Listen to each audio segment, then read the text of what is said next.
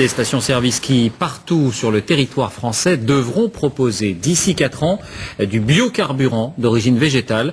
C'est l'objectif affiché aujourd'hui par le ministre de l'économie, Thierry Breton. Il s'agit de tourner la page du tout pétrole.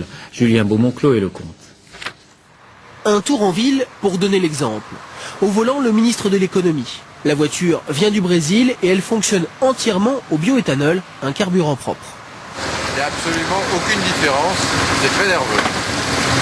Ça consomme moins aussi. Beaucoup de qualité et un défaut, aucune pompe n'est actuellement disponible en France. Le ministère se donne 4 ans pour y remédier.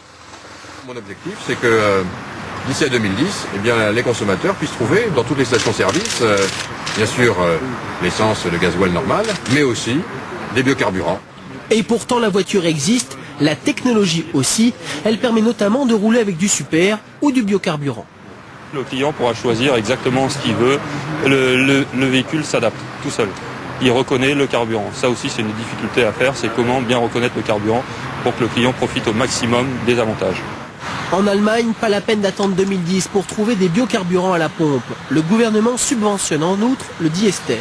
Résultat, il est 15 centimes moins cher que le gazole et du coup souvent en rupture de stock.